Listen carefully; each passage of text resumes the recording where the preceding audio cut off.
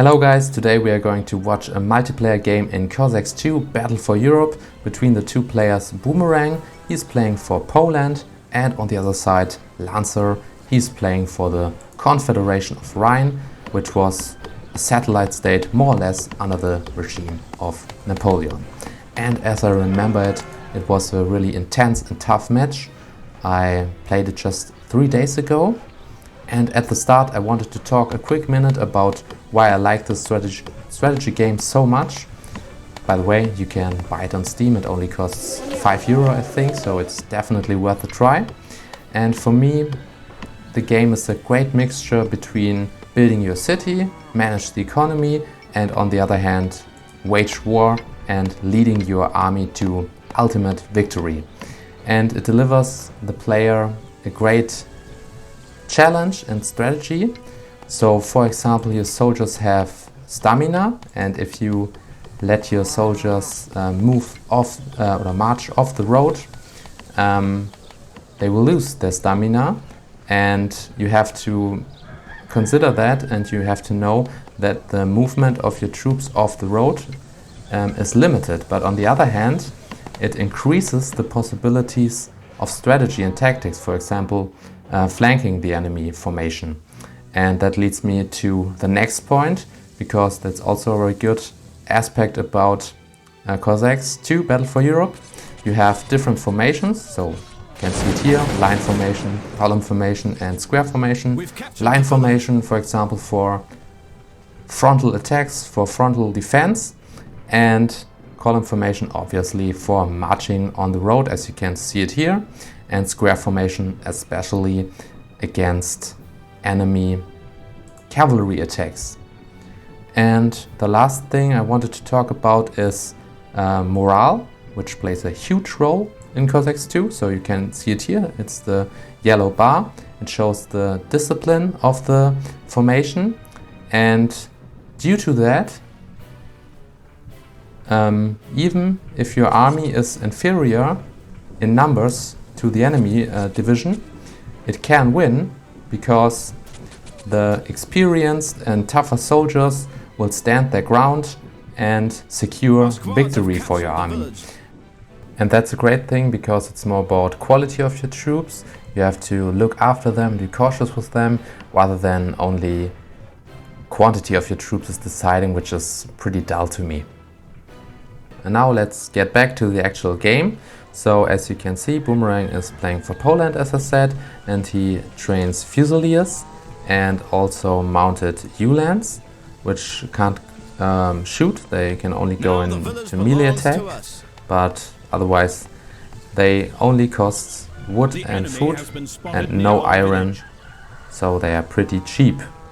And both players were able to capture some villages, so Boomerang, for example, that iron village and that gold village. And let's switch to Lancer's perspective now. He was also able to capture some villages, for example that iron village. And here above you can see that Boomerang was able to capture that gold village, but it's contested by Lancer, as he placed one unit of Fusiliers of Rhine here. And let's watch down here what's happening. So Boomerang sent in his troops here to capture that food village, but it seems like he's getting trapped in that spot by two Fusilier squads of Rhine, and his squad got frightened, and Lancer was able to successfully defend that food village. But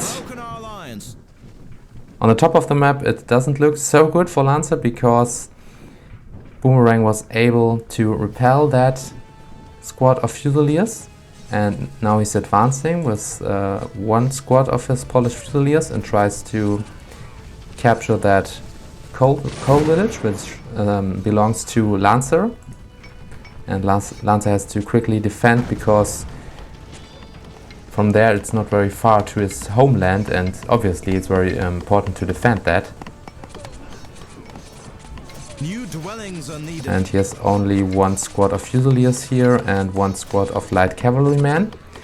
But on the other hand, Lancer was able to advance with his Fusiliers, on the left side of the map, and he captured that gold village of Boomerang with 2 squads of Fusiliers. But as far as this part of the map is concerned, he has now the great task to keep Boomerang at bay, because otherwise he would go into his heartland and could destroy many buildings or capture that important food village of him. So let's see here, he has 3 units of Fusiliers, and he's also building a blockhouse. And he wants to recapture that gold village, but Lancer don't wait too long and it's just attacking, but he couldn't make the Fusilier squad of Poland disintegrate. But Boomerang is sending cavalry units in support, and they together will attack the 2 Fusilier squads of Rhine, which try to defend that gold village, but it's a very big challenge. But now they can shoot again and were able to frighten the Polish soldiers. But now another squad of Polish Fusiliers is attacking and shooting. But I think ultimately they will defend that gold village, which was very important. And on the other hand, you can witness a big fight here. 2 lines of Fusilier squads of Rhine are standing and holding their ground against the attacking Polish Fusiliers, and they got frightened together with the light cavalrymen of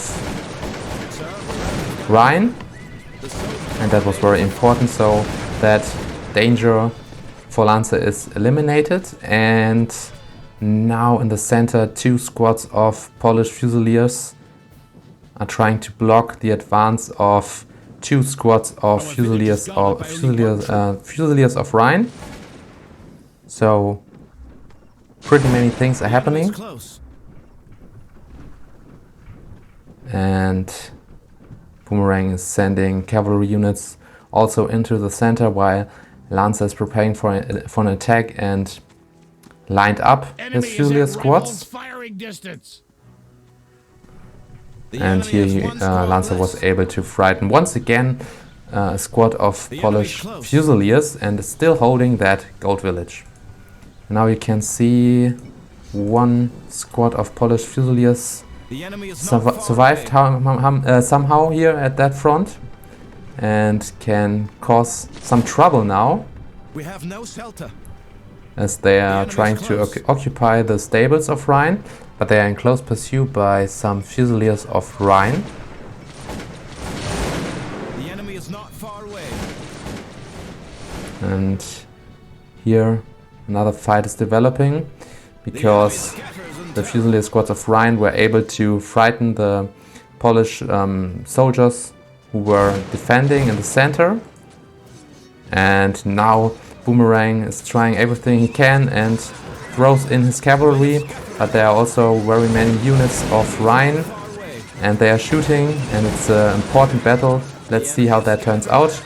The gold village, there was also a fight, but now 2 squads of Rhine are advancing into the heartland of Boomerang, especially going for the food village, I think. And here, together with the light cavalry men, Lancer was able to repel the enemy attack and advance with his Fusiliers of Rhine. And he's now trying to attack the barracks of Boomerang, so he can't train any soldiers anymore. Very important. And I think that was successful, because many squads of Rhine are now advancing to the barracks. And now the game ended, so it was a relatively short but intense match.